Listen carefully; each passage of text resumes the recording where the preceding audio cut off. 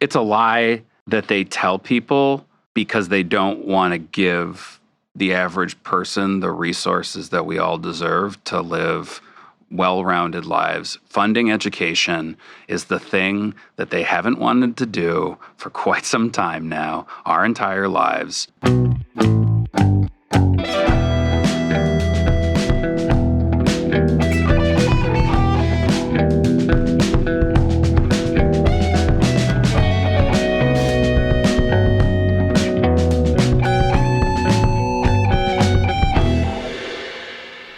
Welcome back to Cream City Social, friends, and dang, do we have a good episode for you today.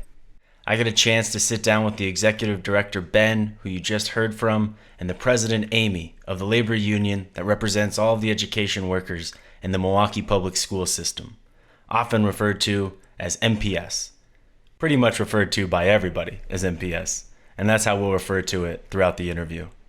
The union itself is called the Milwaukee Teachers Education Association, and because that's a bit of a mouthful, I've had to record this thing like 12 times because of that.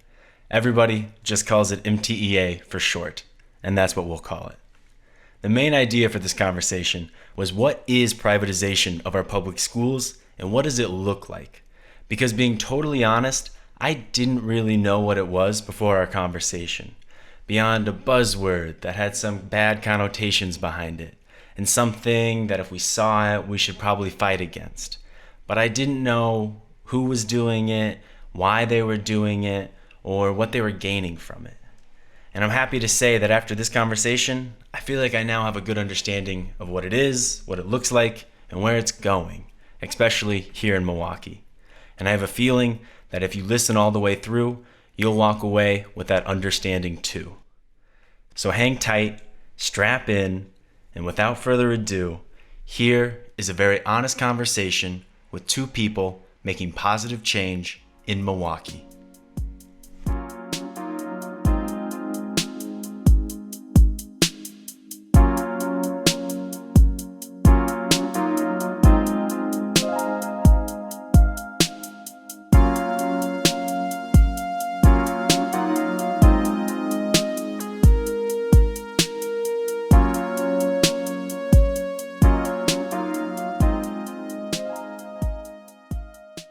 And today we're here to talk about what privatization of public schools is, what it looks like, and where it stands in Milwaukee right now, since that whole process started 32 years ago in 1990. But before we get into the specifics, Ben and Amy, could you tell us how you made your way to MTEA? I'm a special education teacher in Milwaukee Public Schools. I moved to Milwaukee when I was 22. Where from? From Walworth, Wisconsin, which is about an hour southwest of here. I'm a special education teacher and have been with Milwaukee Public Schools for 30 years, which is very strange to articulate because I feel like, I just started. But I love being a special education teacher. I worked in elementary school. I worked as a middle school teacher supporting students with learning disabilities, students who had been labeled with emotional behavior disabilities, and worked as a diagnostician, worked as a new teacher mentor. I was staying in MPS forever for my career. I had done all of my student teaching in Milwaukee Public Schools because I knew I was coming here. Did you always want to stay in MPS? I always did. Yes. I knew I wasn't going to teach in a small town or a suburb. I knew I was going to come to a city. And so it was actually really helpful to do all of my field work and student teaching here, which, only solidified that choice. So honestly, I've been a member of the MTEA since the very beginning. When we had, dues deduction, and I wasn't too sure about what the union was or what the union did. One of my, most important union mentors, Tom Molnarek at Lee School, was the person who pulled me in and said, "Hey, you got to be on the building committee with me." I thought it was an honor. So I was like, "Oh, I'd love to be on the building committee with you." And that was my first, introduction to the union. I served as a building rep, as a new teacher mentor, later on. but was never a part of the union. Felt very separate from me. And it wasn't until Act 10 that I became like day-to-day, minute-to-minute involved with the MTEA. I've always wondered what the MTEA looked like right after Act 10 and what it did to it. Well, now I can fill in some blanks, but I came to the MTEA about 5 years ago. I grew up in Baltimore, which is a different city than Milwaukee, almost exactly the same size, but being in the kind of Rust Belt, Mid-Atlantic, Baltimore kind of accelerated to the kind of economic downturn of the 80s, I think faster than some of the cities out here in the Midwest, like Milwaukee did. So grew up in, a city that had, at one point had the largest steel mill / shipyards in the world at Locust Point, and that was in the process of closing down when I was a kid. By the time I was really old enough to think about things like the economy, Johns Hopkins had become the largest employer in Baltimore with the hospital system there, and most of the kind of traditional, good-paying union jobs were drying up. And I don't really think I was politically awake at the time until I got into high school. But my father represented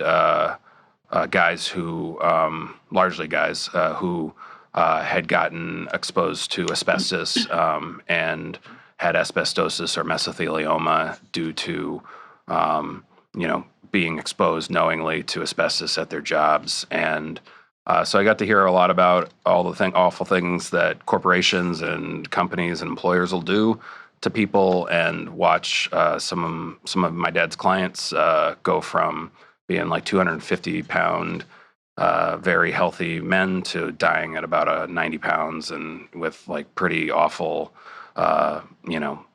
medical issues due to, their employer being so greedy that they would be willing to expose them to something that they've known since the 20s kills people. So it's a wake-up call. Yeah, and I went to Baltimore City Public Schools. I got out with a very good education, though. If you ask the average person in Baltimore at the time, if it was a good education, you get very mixed reviews, as you do in Milwaukee today.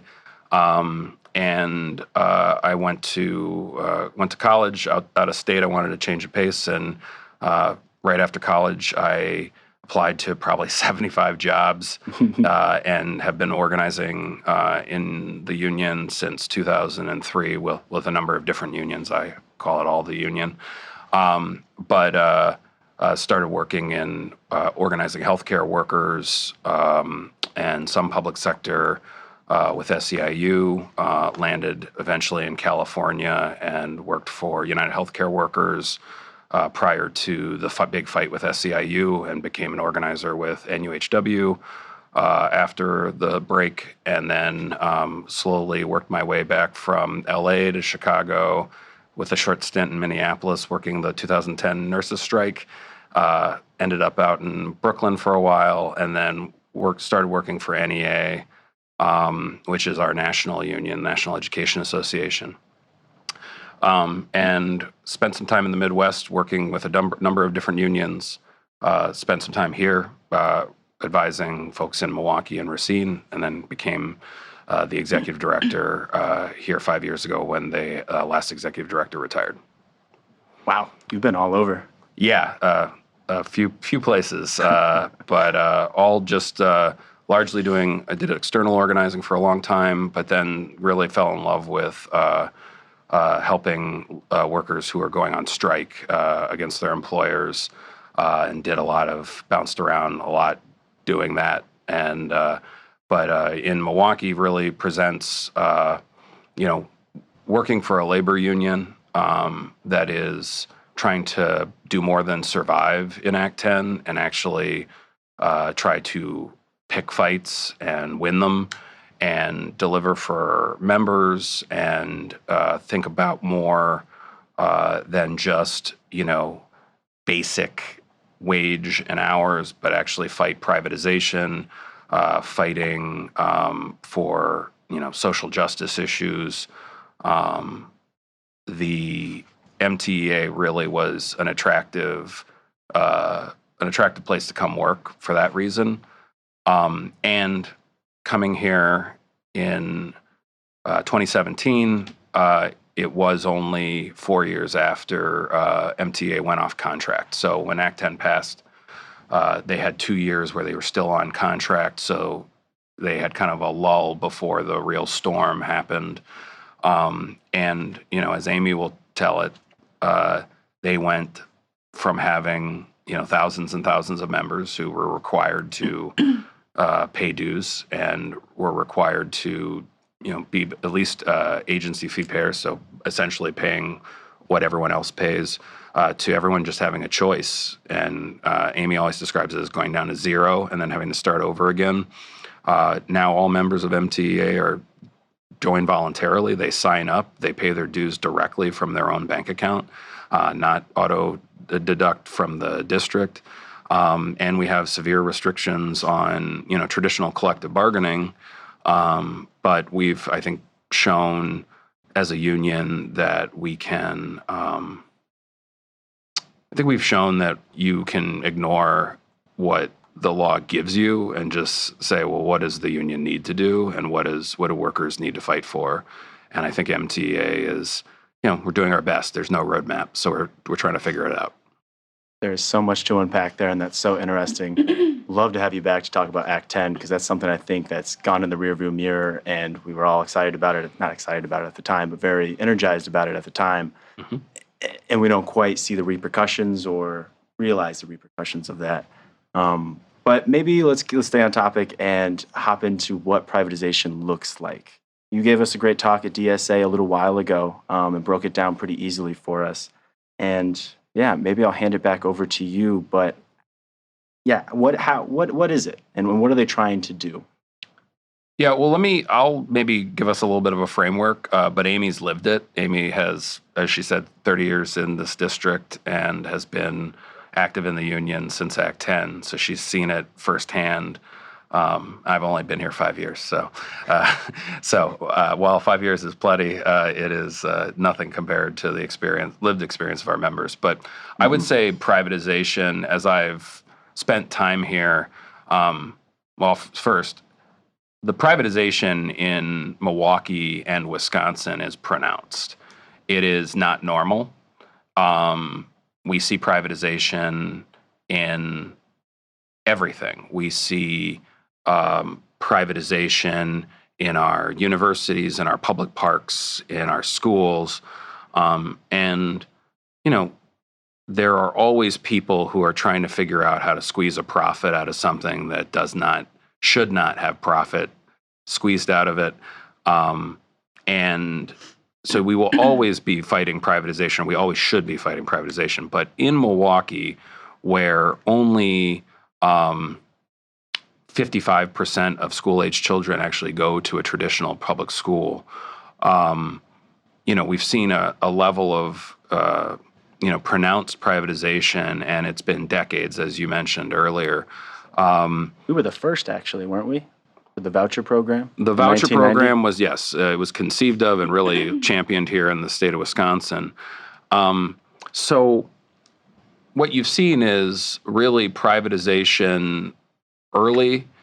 I think you said 1990. That sounds right to me. But then privatization begets more privatization. So as I think about it, is you have privatization that is happening inside our schools, it's happening to our schools, and it's happening outside of our schools.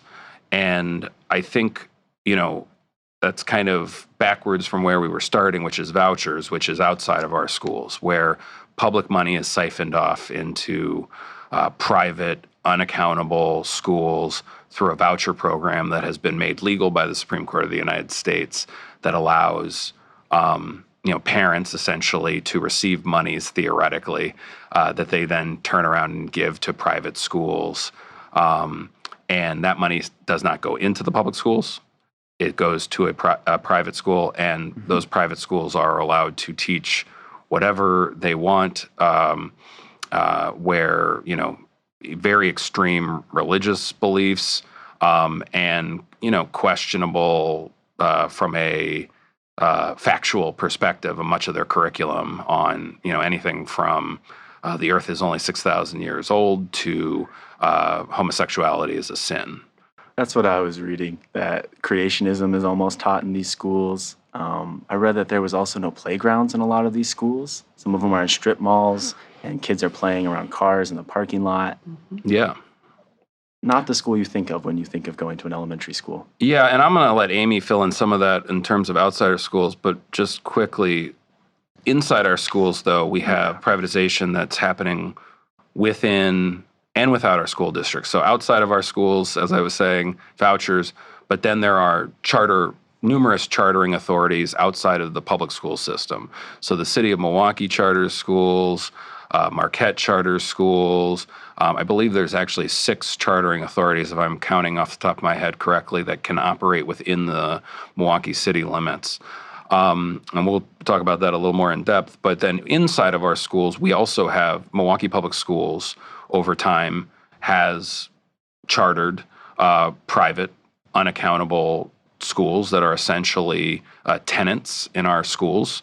Carmen is one of the more egregious. Carmen schools, the co-location at Pulaski High School is one of the more egregious examples where Carmen students, they're essentially, they're poached from some of our traditional public schools. They are targeted to get Carmen the results that they, use to prove that they are high-performing school by some metrics. But more importantly, when a couple years ago it came to light that Carmen students at Pulaski High School were entering through a separate entrance without metal detectors, while Pulaski students were forced to go through different entrances with metal detectors. Really, a kind of just a in-your-face example of how we're making kind of first and second-class citizens out of school-age children. Wow, and you said co-located. Does this mean that they're in the same building? Same building, yes. And Pulaski actually is a good example of what happens when you co-locate schools. Pulaski has seen a significant growth in interest by families and students who want to go there, and they can't accept students who want to go there because they are out of space, because we have a private charter school taking up space in the same building. Our teachers report to us that there's issues in terms of using shared space like the greenhouse and other resources within the school, which denies public school students access to those kinds of things. And, New York has had a long history of co-locations and really shown that it doesn't work. It doesn't work well to have multiple schools trying to operate in the same building, and multiple schools that are led by 2 entirely different entities, and one of which is not directly accountable to the public school board. Yeah, that sounds like a recipe for disaster. 2 different administrations, 2 different goals, 2 different visions, all in the same place, trying to use the same things with the same students who I would imagine, so they go to different classrooms, and I guess the teachers are all different, and do they feel like they're at a different school? One feels like Absolutely. they're at Carmen, and one feels like they're at MPS school? Yes. Yeah, without a doubt. And then the other thing is inside our schools, subcontracting, outsourcing of traditional services. And, really you could see that in a lot of aspects. You have very kind of traditional, at this point, subcontracting, which you see in all sorts of industries where they subcontract the people who clean the buildings. For a while, past administrations really ran headlong saying, well, we have funding gaps, and so employing our own building cleaners costs too much, so we're going to subcontract that. Well, you start to see you start to see shortages. You start to see, and especially in this economy now, we really are seeing it in your face. Those companies that have been contracted to provide building cleaners can't come up with the building cleaners that they've presented, saying that they could when they got their contracts. But they really went kind of whole hog. Then you started to see food service, which is the next obvious. Then you started to see the children's health aides who provide, hand-to-hand health services to students. You start to see substitute teachers being contracted out to Goodwill. So you started to just see this trend, which we fought back on, and we had a tremendous campaign to eliminate the contracts for substitute teachers to really make sure that was in-house. But then we started to work backwards and push back on subcontracting of those other groups.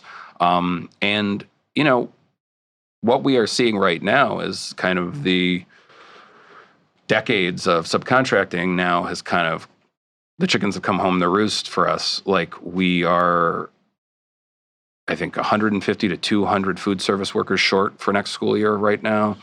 Probably 100 building service helpers short for next year.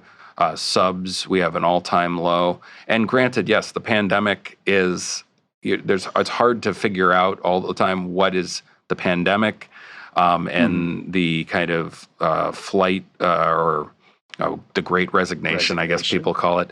But certainly taking people out of kind of career-oriented jobs is going to exacerbate any sort of outside pressures that are put on a school district. So we've seen like really negative outcomes from that.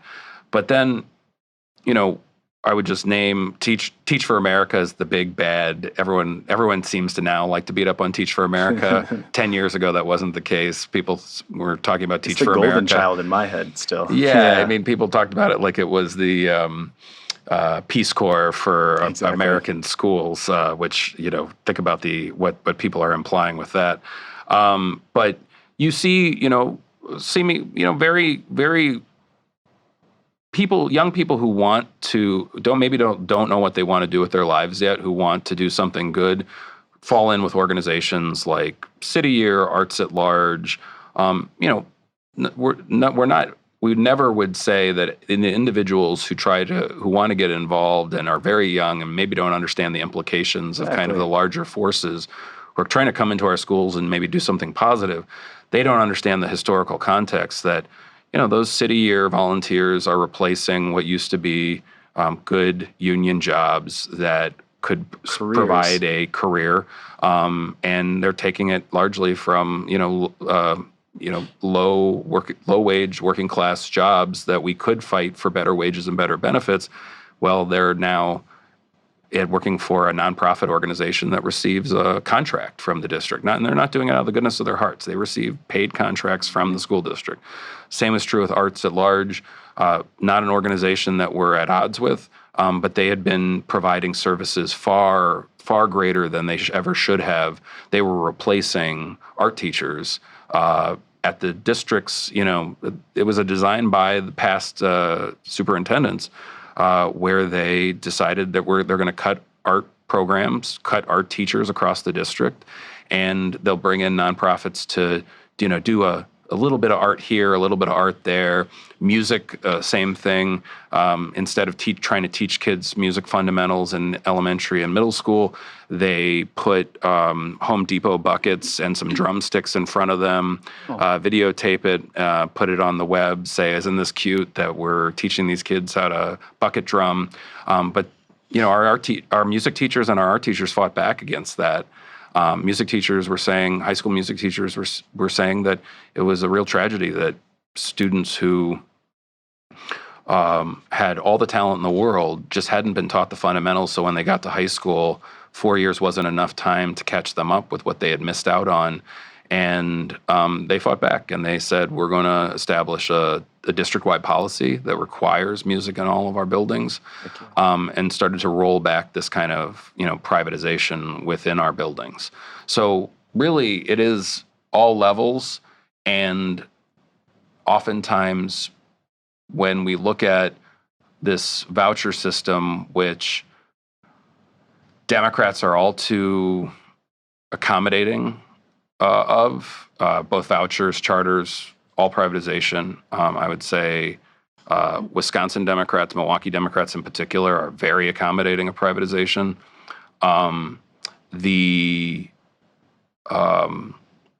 When you start with that system, then it's all too easy for every level below that for people to say, let's just, if you can't beat them, join them. Let's privatize and try to save a little money, or let's privatize and somehow we'll create a school that's separate from the public schools that will provide the things that, resources that have been stripped away from the public schools, which only just furthers the problem. They don't have the resources to do it either. If MPS doesn't have the resources to do it, how could a privatization where they're taking money and they need to have a profit then, how could they provide the resources to do this? Well, the only way they can, on paper, look like they're doing something innovative and different than the public schools is really by getting the students that will test well. You were talking about that, poaching the kids. And then pushing out students who are going to bring down their test scores, students that are going to require costly services, and they essentially counsel those students out, and they end up back in the public schools shortly after they've done the third Friday count where they do school censuses, and they get the money for the rest of the year if that student was on the books on that third Friday. And then if a month later they're in a public school, the public school, of course, is responsible and will serve that child, but we'll do so with the money staying in the school they started in. Yeah. That's mind-blowing to me, and I've heard it from teachers who say they watch it happen, and it happens every year. Seems crazy. Amy, can we circle back to what's the impact to kids when you take away these career jobs and people who stay there and know the school well and are part of that kind of community, and you replace them for how do I say this? Where you have a temp service almost. Mm-hmm. Yeah. What's the difference there? I mean, Right. What's the difference in experience for kids? So I want to start by saying that our former Secretary of Ed, Betsy DeVos, referred to public education as a whole as a closed system and a dead end. It's really important to start from that place of the corporate billionaire interests that are interested in privatization, because they absolutely believe that our students, our communities, families who depend on public schools are a dead end. And so I really want people to understand and feel that, because while voucher schools or private charter schools can be billed as opportunity or choice, none of the powerful forces behind privatization care in the least about our students, our families, workers, our communities, period. And again, privatization is siphoning off public tax dollars, yours, mine, every worker's public tax dollars. And those are public tax dollars that are meant hundreds of millions of public tax dollars in Milwaukee every year. Billions that have been stolen from students over the past 3 decades. And so all of that money that is meant to be for the public good, for every child, for every family, for every resident, that money is given to unaccountable, competing, private, many times religious. That's what I think of. And many times very toxic, discriminatory schools that do not treat our children and our families and our students well.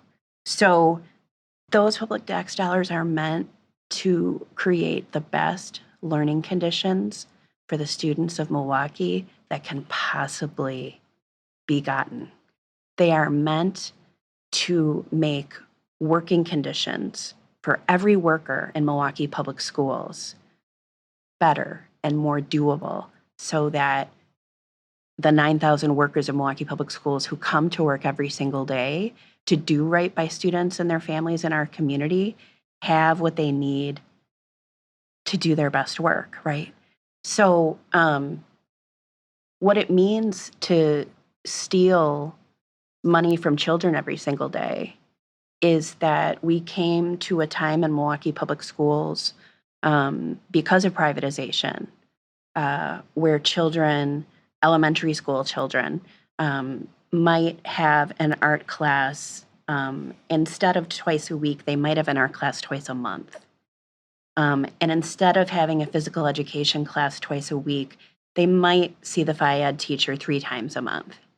And instead of having class sizes that were small enough for me as a teacher to try to craft the best possible individualized experience for kids,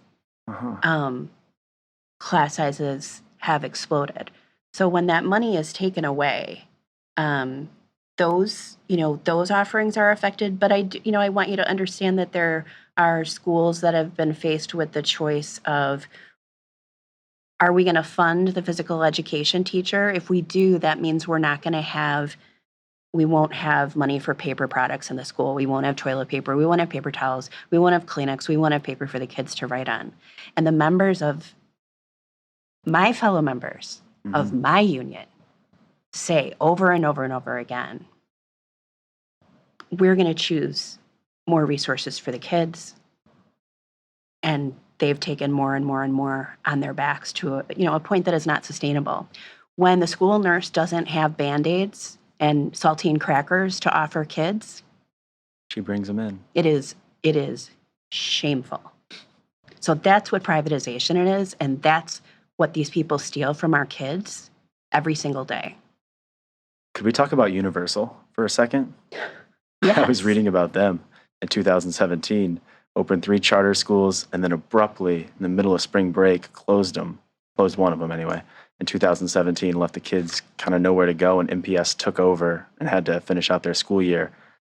But it had a very bad effect, I heard, on the students, and I can just imagine that turmoil and your school totally changing and whatnot. What happened there? Because the board member got, the chairman of the Milwaukee, of MPS's, got convicted of bribery after this. Well, let's talk first about, what we found out after the fact, but I think it's important that Amy described, because Amy actually walked into Webster after Universal left it. But it came to light. Michael Bonds, the former president of the school board, who was a school board member, who notably shouted at Amy from the stage of the Amy can recall exactly what he said, but he was openly hostile to the union. He made a trip to Madison at one point to thank Scott Walker for Act 10.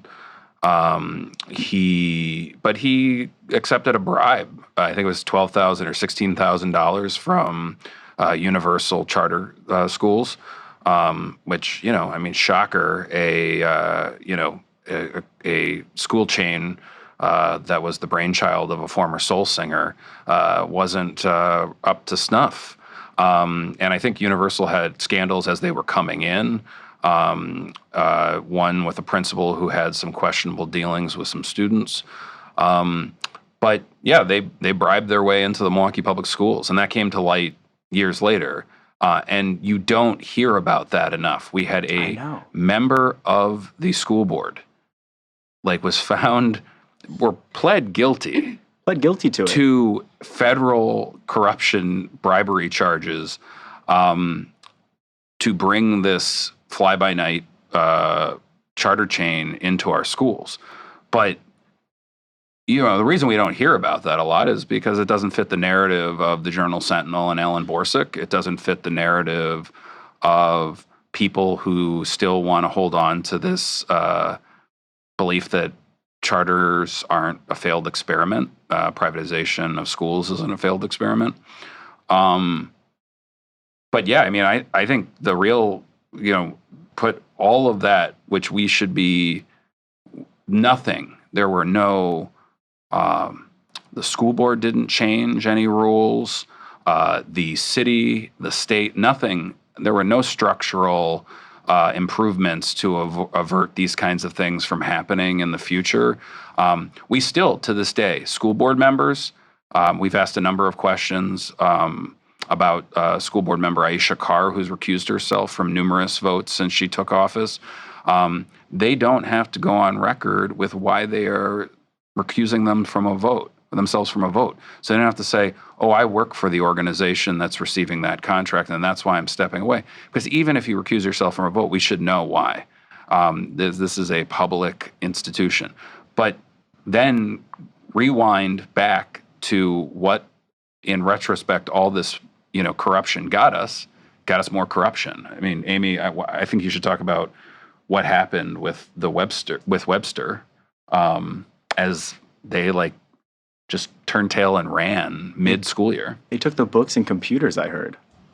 Yeah, so Universal came to the city of Milwaukee, and while former school board director Michael Bonds is an absolute villain and I have a quote from the U.S. Attorney's Office. Bond acted to defraud and deprive the citizens of Milwaukee. It's disgusting. He did not act alone. He sat there with fellow board members who voted yes to bring this universal charter chain into this city. And all of those votes are public, and people should not forget who joined Michael Bonds in bringing Universal here. They came here. They were here from 2013 to 2017. They took 3 of our public schools. I want you to understand that the reason that they can get 3 of our public schools is that the private voucher schools that are funded with public taxpayer dollars have drained the students and families and workers from those schools, making those schools vacant. So one arm of privatization, vouchers, makes a school unsustainable to function. And that school is now on the chopping block. And the school board brought the universal charter chain here from 2013 to 2017. They took 3 of our schools. They took my school. They took Lee Elementary School at 9th and Meineke, 921 West Meineke. The school that I started teaching at, the school that is my heart school. Those are my students who are in their 30s now. They are, I still talk with my students. They took Green Bay Avenue. They took Webster. Over the course of 6 months, they abandoned all 3 of those schools and the students and families who depend on them and the workers who worked there, non-unionized, of course, because the profit margin wasn't good enough anymore. And so I remember walking through Lee School after they left. Mm-hmm. What was that like? It was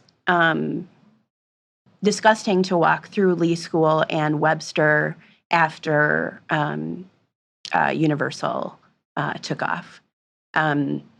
To see the condition that they had left the school buildings in, the classrooms in, and what they had stolen from children as they were running, on their way out in the dark over the weekend of spring break.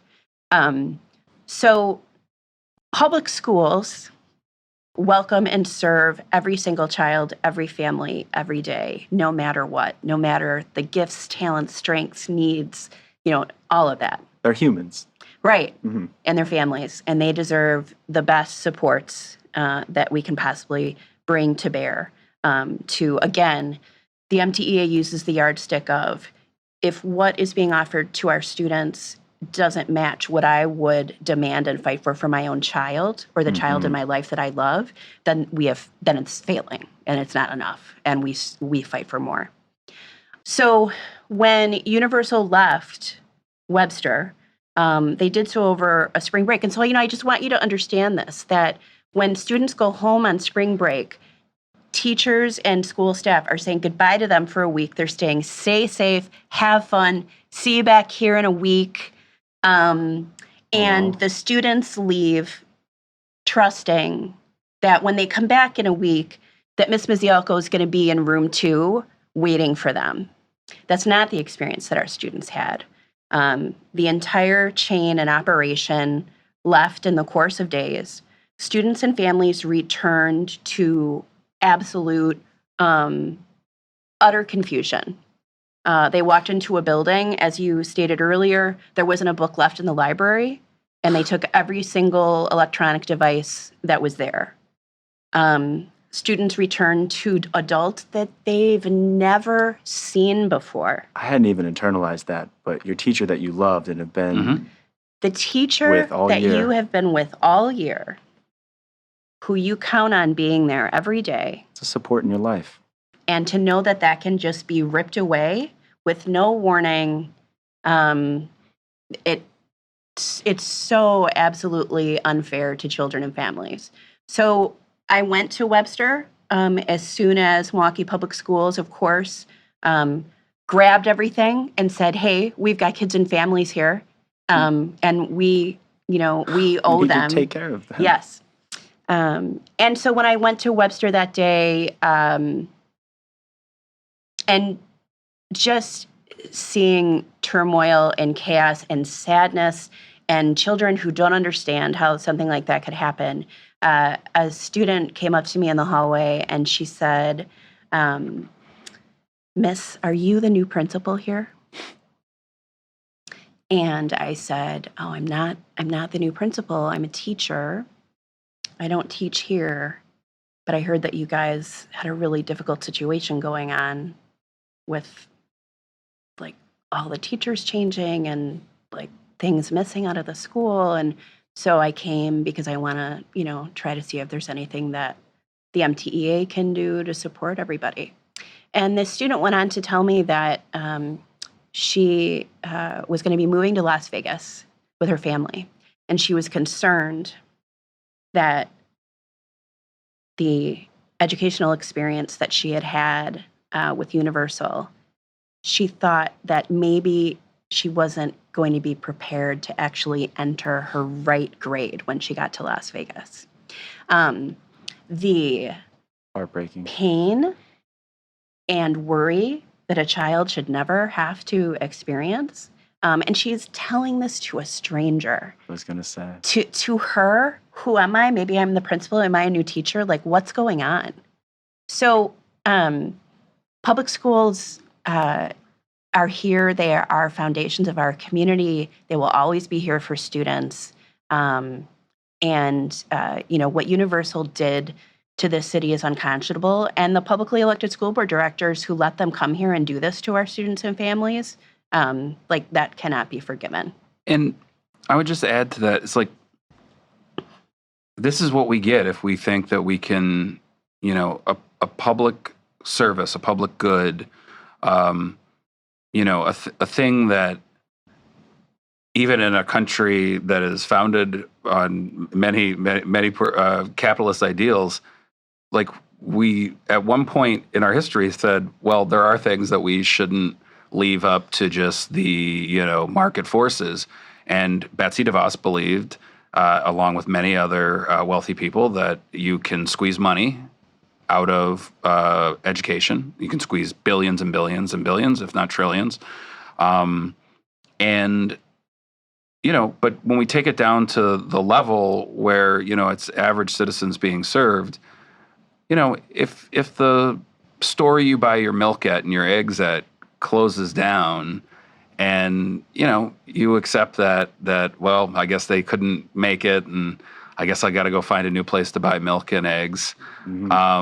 Or you got your place that you buy your hat set, and that place goes out of business. You got to find a new place to go. Like, we kind of accept that, but we often don't connect the dots between those downsides of leaving things up to just capitalism and market forces, and trying to apply that to education, and people who are saying that is the better way to educate children. Well, examples like that are examples that I think disprove that we should be doing that. That, yeah, you can, but you're going to have students that lose their school midway through the year because the charter operator decides that they're not making enough. This isn't working out for them. They can't squeeze enough administrative fees out of this and still operate the school. But also it goes back to what you said earlier, and I don't think we talked about, where there was a period, and I want to talk about why it doesn't happen as much anymore, where they were setting up schools at breakneck speeds in places that didn't have playgrounds, places that were not appropriate for students. I mean, we still have buildings schools that don't have windows in this district, in this city. But I mean, let's give credit where credit's due. People like Marva Herndon, who's now on the school board, and will be up for re-election next year. So I'll put that plug in. People like her running partner in the struggle, Gail Hicks, they figured out, they saw privatization and what it was doing to their communities, and they went and figured out what zoning law was for schools. That's so cool. Marva told me that there was someone trying to set up a school in an old A&W, an A&W drive-up root beer stand. And, so imagine having a school in a fast food restaurant with just a parking lot around it and thinking that's a good idea. Or you could still drive up, and run past these kinds of 70s office buildings that have the placards about Amy knows the school I'm thinking of. It's the School of Entrepreneurship or something. Run away from entrepreneurship. Yeah. And, it was because citizens and people who want better for their communities and for kids said, oh no, we're going to go change the zoning law. We're going to lobby the city council to demand more.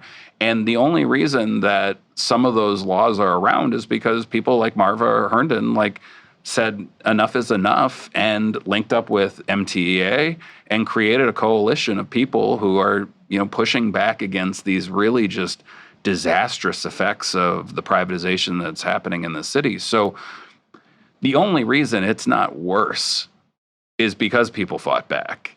And I think that, the question, a parent should not have to figure out if a school meets baseline minimum standards for the qualifications of the people who work in their buildings, both have they passed background checks, are they certified in what they do, is their curriculum meeting some basic standard, because that's a burden upon parents that they shouldn't have to do. It's if I research incorrectly, is my coat warm enough this winter? Yeah, I feel stupid and I'm cold and, I probably, put on my last year's coat and go, gee, that was stupid. I didn't do enough research.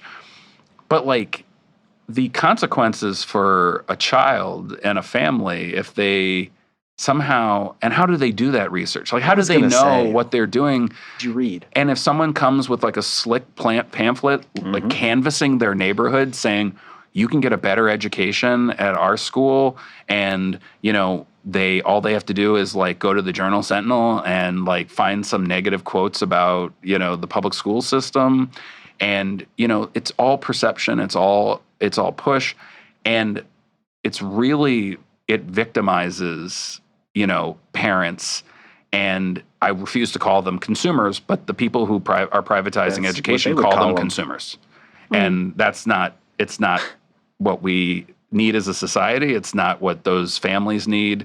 It doesn't do right by our country, our social fabric. It's not okay. Our kids, the thing that we all profess to love the most in the world, we're sending them to schools that aren't adequate. And so we're on a time constraint, and I would love to linger for longer on all of these questions. But maybe let's talk a little bit about what the fight in the future against privatization looks like. What does that look like in the next 3 years? And do you guys have a plan for that? Are there big battles that need to take place? Small question then. Yeah. Yeah. The fight for privatization, the fight against privatization in the city of Milwaukee and in cities across the country, it's not going away. It has to be ramped up. Dots have to be connected. The folks who say that this is about like reform and giving people a choice,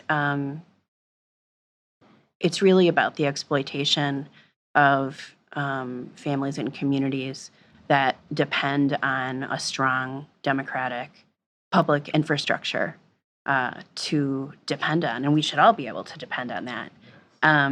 We're not interested in schools that sort and select Highest performing. the students and families that they want to serve. Anyone can do that. Like, what's special about that? Every single public school in Milwaukee and in this country should be fully resourced, and fully resourced public schools should be available in every single neighborhood in every single city. We're not interested in specialty schools, right? I didn't go to a specialty school. I went to a public school, a public elementary school. There was nothing special about it. We should be proud of, all the special programs that exist in public schools, and we should grow them. But the lie of privatization, and in charters in particular, was that, we have to incubate innovation, and we have to, figure out there are just certain things that the public school system couldn't possibly offer. That's a lie. The very first charter school came to be in 1992 in St. Paul, Minnesota, and their mission, their focus, was to serve students who had dropped out, and I'll just say dropped out or been pushed out, and to bring them back to school, knowing that there were, challenges of poverty, challenges of substance abuse. How do we wrap our arms around students and families that are struggling and keep them so that children can stay on a path, right? Yeah. That's not innovative. What family doesn't have a family member that's struggling with poverty or substance abuse? That is a universal human experience. That's not something like so separate and remote. 5% of the population. Right. That's almost all of us. We need to have schools like that are making sure the children don't drop out, get pushed out in every single district, because that's sadly a part of the human experience, and we need to, support people as they move through that. So, I think we have to go back to the lie that was told, which was, these are really like hotbeds of innovation. That's bullshit. When a child is going to a school in a strip mall 100 feet from a liquor store with barbed wire above the little 14 by 14 patch of cement that they can play outside on, that's not innovative. That's disgusting. That's cruel. It's a lie that they tell people because they don't want to give the average person the resources that we all deserve to live well-rounded lives. Funding education is the thing that they haven't wanted to do for quite some time now, our entire lives.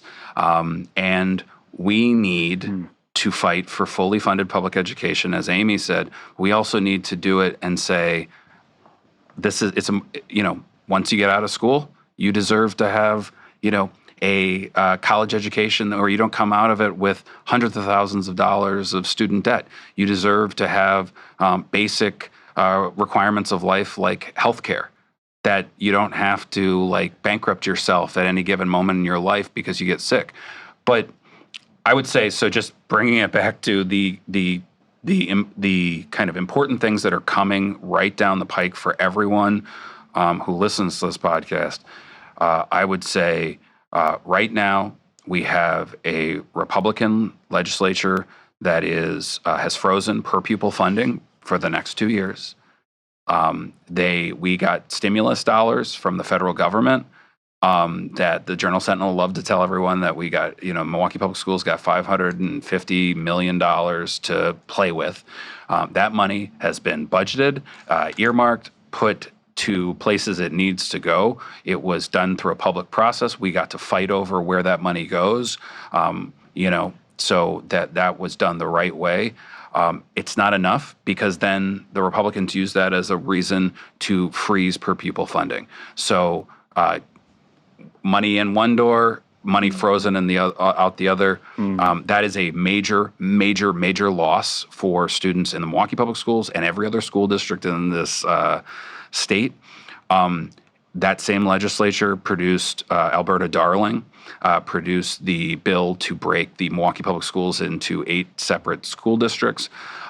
She's from Racine. She's not even from Milwaukee. Right. Well, it's red meat for their base. It's let's break up the Milwaukee Public Schools. They've tried to break up the Racine schools. They've tried to break up. They'll break up any school district that has a large number of poor and working class people and black and brown students. The folks like Alberta Darling will be right there to try to destroy the public schools that serve them. But what we have coming is we have a governor's election. Tony Evers is a fairly middle of the road governor, but he does not plan to destroy our public schools. And he did veto that bill, as he should. And his reelection is going to be important. But I think more important is that with the redistricting that just happened, these Republicans who are out of their minds stand a possibility to get a veto-proof majority this round of elections coming in the fall. And I would encourage folks to do what you can to get out and canvass and do work to maintain this from happening, because if they get a veto-proof majority, it won't matter what Tony Evers does. They will be trying to leverage that to extract more from all of us. But then I think, what we're looking at a little further down the road beyond that is we have another round of school board elections. 3 years ago, Milwaukee Public Schools had a clean sweep of progressive candidates. The Fab Five. Yeah, and they changed the trajectory, made the school board more reflective of the overall attitudes in our society, that public schools matter, that we can do better, that we should work for better, that workers who work for those public schools aren't the villains, that they are actually the people trying to do better. They're doing it with a lack of resources, and they should be celebrated, and we should do as well for them as we can. And City Forward Collective, so I'll leave you with this. City Forward Collective is the kind of Death Star formation of a number of privatization groups that have been around for a while. You had Schools That Can and PAVE, but it is really the education wing of the MMAC. It is a private education lobbying group, and they have formed a dark money 501c4, which enables them to bring in a lot of big money, not disclose where it is. And they sent out a mailer during the mayor's race encouraging people, it was really just a test run, but encouraging people to contact both candidates for mayor to tell them that we want more out of schools. And it was clearly we want more private options for our schools. And so they will be a big player in this school board election. So MTEA plans to be a counterbalance to that, but we're going to need a coalition because, when you're fighting the big money, you have to, get every progressive force in this city to get behind a slate of candidates, and hopefully most of our candidates run again. But I assume that we may need to have some new candidates out there. But it will be important that we canvass, we get out the vote, because when people who are voting in those elections have someone contact them and say, hey, this is what we need inside our schools, and this is the candidate who will do that. Generally, the average person in Milwaukee supports investing in our public schools. And, our referendum to support schools showed that with, I think, getting 78% of the vote in Milwaukee. people support our public schools and they will get behind it if we get out that vote. And so that's something we're going to be looking for everyone's help in, canvassing, phone calling, texting, and making sure we elect progressives to the school board so we don't have another universal charter scandal in the future. And DSA is very good at canvassing, door knocking, and calling and texting, so I can imagine. We hope to see every DSA member out there with us on the doors as we, fight for a progressive slate again. Heck yeah. And Amy, any final words or thoughts or anything you wanted to say that we didn't get to say before we sign off here? I'll just say that in adding on to what Ben was sharing about doing doors, with the referendum that was passed for Milwaukee Public School students, going to doors and talking to people about what's actually at stake for our students' day-to-day experience in classrooms consistently moved people. And so, there's outrage about threats to our democracy, threats to our public good, but when a coalition of people committed to public education, to access, and to, as Ben was saying, access beyond public education, access to voting, access to healthcare, the people of Milwaukee are moved, and they are moved to come out and vote for our students. So I'll just please, for anyone who's listening, coming out in the fall to make sure that we don't have a veto-proof majority and to make sure that we protect our public school board and the students and families that depend on them. I'm sure we will see you out there. And thank you guys both for coming and talking today. It's been lovely and eye-opening, and I wish we had more time, but thank you again. Thanks, Will.